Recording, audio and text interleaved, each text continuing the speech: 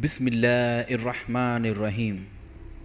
نماز کے دوران برے خیالات یعنی وسوسے آنا ایک عام مسئلہ ہے، لیکن اس کا مطلب یہ نہیں کہ آپ کا ایمان کمزور ہے، بلکہ یہ شیطان کا ایک چھپا ہوا حملہ ہے جسے وسوسہ کہتے ہیں۔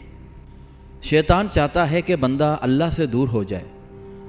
بندہ جب نماز میں ہوتا ہے، سب سے قریب وقت ہوتا ہے اللہ سے، تو وہ وسوسے ڈال کر پریشان کرتا ہے۔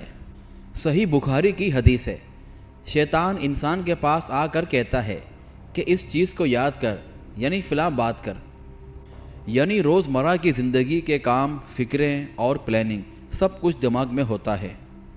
جب ہم نماز میں کھڑے ہوتے ہیں تو وہ بیک گراؤنڈ تھاٹ یعنی کہ وہ سوچ واپس ابھر آتے ہیں۔ جب ہم صرف زبان سے پڑھتے ہیں لیکن دل اور دماغ کہیں اور ہوتا ہے تو برے خیالات آسانی سے گھس آتے ہیں۔ تو اس کا علاج کیا ہے؟ تو سب سے پہلے اعوذ باللہ من الشیطان الرجیم پڑھیں نماز سے پہلے اور برے خیالات آتے وقت۔ اور دوسری بات، نماز کو سمجھ کر پڑھنا، یعنی جب آپ صورتیں، دعائیں معنی کے ساتھ پڑھیں گے تو دماغ بیزی رہے گا اور وسوسے کم ہوں گے، جیسے الحمدللہ رب العالمین، سب تعریفیں اللہ کے لیے ہے جو سب جہاں کا پالنے والا ہے۔ اور آہستہ آہستہ بالکل توجہ کے ساتھ پڑھنا ہے، جتنا توجہ ہوگا اتنا برے خیالات کم ہوں گے۔ ایک اور بات بھی ہے کہ نماز سے پہلے 1 منٹ کے لیے آنکھیں بند کر کے اللہ پاک کو یاد کریں تو دماغ اللہ کی طرف زیادہ رجوع ہوتا ہے۔ اور پھر بھی جب برے خیالات آئیں تو ان پر دھیان دینے کے بجائے ان کو اگنور کریں، یعنی آپ اپنے آپ سے کہیں یہ میرے خیالات نہیں، یہ شیطان کے وسوسے ہیں۔ بہرحال جب بندہ نماز میں ہوتا ہے اللہ پاک اس کی طرف مخاطب ہوتا ہے۔ سوچو، آپ جب نماز میں ہیں اللہ پاک آپ کو سن رہا ہوتا ہے، تو یہ سوچ خیالات کو دور کر دے گی۔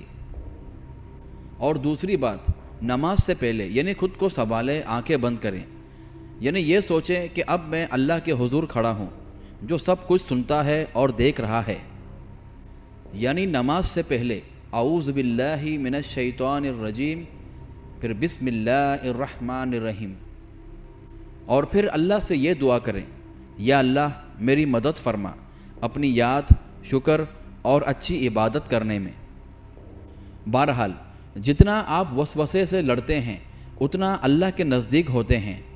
وسوسے آنا گناہ نہیں ہے، اس سے لڑنا ایک عبادت ہے۔